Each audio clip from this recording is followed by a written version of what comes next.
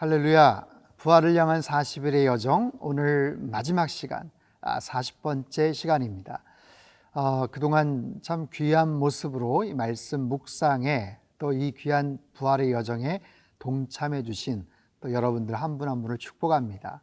오늘 이 마지막 시간 이 말씀들을 함께 또 나누면서 유종 의미를 저희가 좀 거두기를 원하고, 예수님의 그 죽음과 부활 그 사이에 또 어떤 일들이 있었는지를 살펴보는 그런 시간이 되기를 바랍니다. 오늘 본문 57절, 마태복음 27장 57절 말씀을 한번 읽고 시작을 할게요. 저물었을 때에 아리마대의 부자 요셉이라 하는 사람이 왔으니 그도 예수의 제자라. 여러분, 예수님께서 십자가에 달려 죽으셨죠. 오후 3시쯤 돌아가셨습니다. 6시부터는 그들의 유월절이 시작이 돼요. 그리고 안식일이 시작이 되죠. 그렇기 때문에 우리가 잘 아는 것처럼 안식일이 시작이 되면 아무것도 할 수가 없습니다. 왔다 갔다 하지도 못하죠. 특정한 거리 이상을 다니지를 못하고 어떤 특별한 일이다라고 생각하는 것들 할 수가 없습니다. 굉장히 짧은 시간, 한 3시간 정도밖에 남지 않은 그 상황 속에서 빠르게 예수님의 그 시신을 수습해서 무덤에 안장을 해야 돼요. 그런데 사실 제자들은 지금 사방팔방으로 뿔뿔이 흩어졌고 도망가지 않았습니까? 물론 여성들이 있었지만 별다른 어떤 힘이나 영향력을 발휘할 수 없는 연약한 그런 상황 속에서 그저 멀리서만 지켜볼 수밖에 없었던 그런 여성들. 그런데 하나님은 정말 기가 막힌 타이밍에 한 사람을 예비해 두셨어요. 그 사람이 바로 아리마대 사람 요셉이라는 사람이죠. 예루살렘 서북방 35km 떨어져 있는 곳에 출신이고, 이 사람은 큰 부자였다라고 얘기해요. 다른 복음서에 의하면 사내들인 공의의 회원이기도 합니다. 71명으로 구성된 지도층 인사이죠. 니고데모처럼. 그런데 그 중에서도 굉장히 또 중요한 역할을 했었던 사람 같아요. 58절에 보면 빌라도에게 가서 예수의 시체를 달라 하니 이에 빌라도가 내주라 명령하거늘. 빌라도에게 직접 찾아가서 시신을 자기가 수습하겠다라고 말할 수 있는 사람, 그 정도의 친분 내지는 그 정도의 영향력을 발휘할 수 있었던 그런 사람입니다. 그 사람이 그 예수님의 시신을 수습해서 어떻게 하는가? 59절 60절, 요셉이 시체를 가져다가 깨끗한 세마포로 싸서 바위 속에 판 자기 새 무덤에 넣어두고 큰 돌을 굴려 무덤 문에 놓고 가니. 자, 예수님의 시신을 가져다가 깨끗하게 세마포로 싸서 무덤에 안장을 합니다. 그 무덤은요, 자기 가족 묘실로 구입한 새 무덤이에요.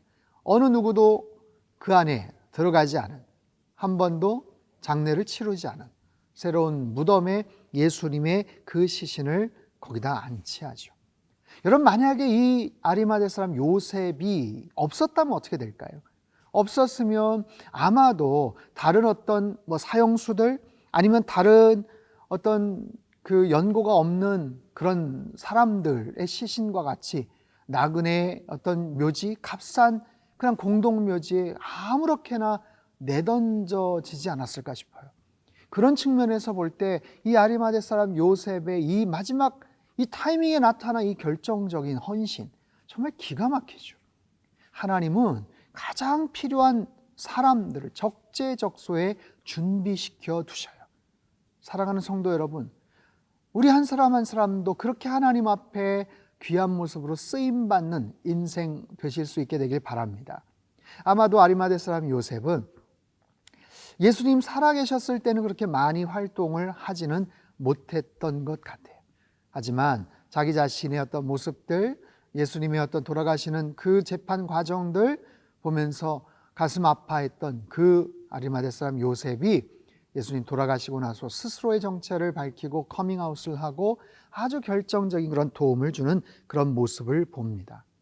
자, 62절을 보면 그 이튿날은 준비일 다음 날이라 대제사장들과 바리새인들이 함께 빌라도에 모여 이르되. 여러분, 언제예요? 이튿날, 그 이튿날, 예수님 돌아가시고 나서 그 이튿날, 이거는 안식일이에요. 준비일 다음 날, 그냥 안식일이라고 하면 되죠. 유월절이라고 하면 되죠. 그런데 그런 표현을 스스로 피하죠. 왜냐하면 이 모임 자체가 불법이죠.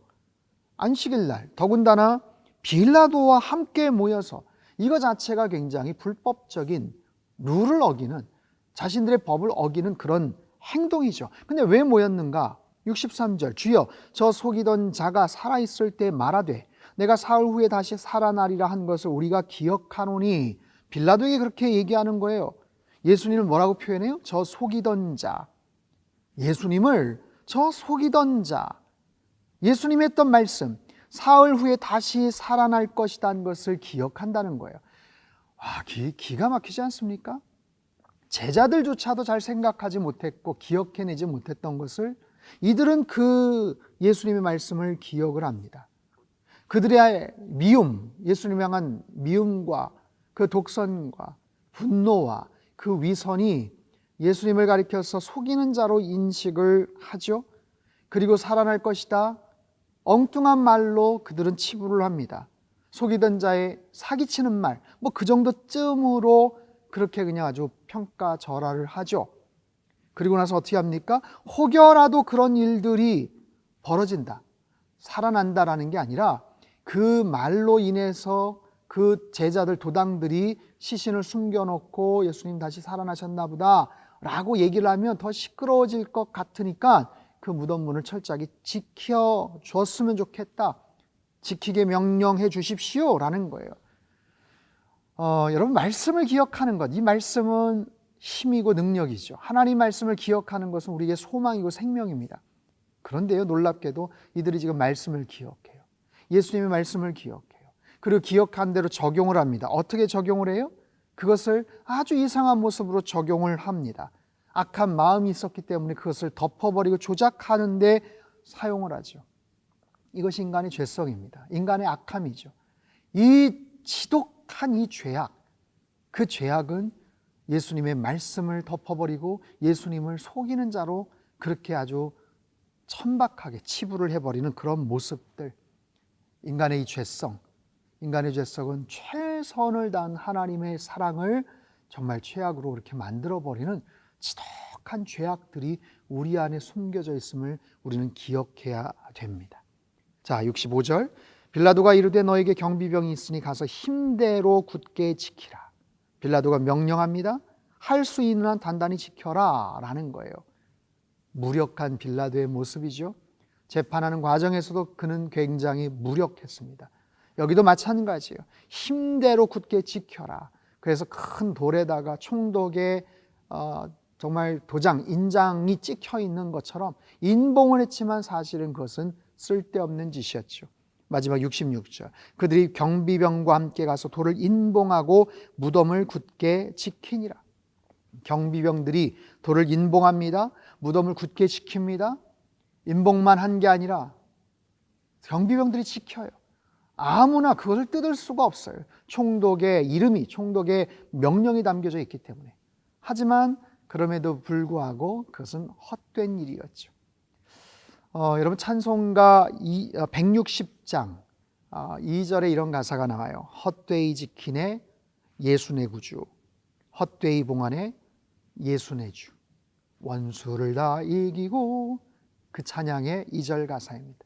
그들은 정말 헛되이, 쓸데없이 그들이 지키고 노력을 했어요. 막을 수가 없죠. 예수님의 부활을, 그 부활의 능력을 어느 누가 감히 막을 수가 있겠습니까? 눈앞에 보여지는 광경은 예수님은 처절하게 무력한 모습으로 실패자로 그렇게 십자가에 달려 고통 가운데 죽으셨지만 주님은 살아나셨어요. 그 죽음을 이기시고 그 모든 고난을 뒤로 하시고 다시 승리하시고 살아나신 줄로 믿습니다. 부활, 놀라운 우리를 향하신 위대한 능력과 그 소망, 이제 내일 부활절입니다. 여러분, 그 마음을 가지시고 주님 앞에, 부활하신 그 주님 앞에 마음껏 찬양과 감사와 영광을 올려드리시기를 바랍니다. 자, 부활을 향한 40일의 여정, 이제 오늘 마지막입니다. 지난 40일 동안 참 수고하셨습니다. 2월 17일 제 수요일서부터 시작을 해서 오늘 4월 3일까지 참 귀한 모습으로 함께 말씀을 묵상하며 나눴습니다. 특별히 이번 사순절 기간 동안은 경건과 절제, 또 나눔과 회복이라는 아주 중요한 그런 주제를 가지고 우리가 한번 생각을 해봤어요. 우리의 삶의 변화, 우리의 삶 속에 또 새로운 어떤 소망을 품는 그런 계기가 되었죠. 비록 코로나19로 인해서 아직까지도 우리 마음이 무겁고 여전히 참 소망을 갈망하고 있지만 우리에게 주신 가장 위대한 소망, 예수님께서 다시 살아나셨어요. 부활을 향한 그 놀라운 소망을 가슴에 품으시고 여러분 믿음 안에서 늘 승리하며 살아가시기를 주님의 이름으로 축원합니다. 기도하겠습니다. 부활을 향한 40일의 여정을 허락하신 주님, 제의 수요일부터 시작하여 지난 40일간 주님의 십자가의 여정에 동참케 하셔서 참으로 감사드립니다.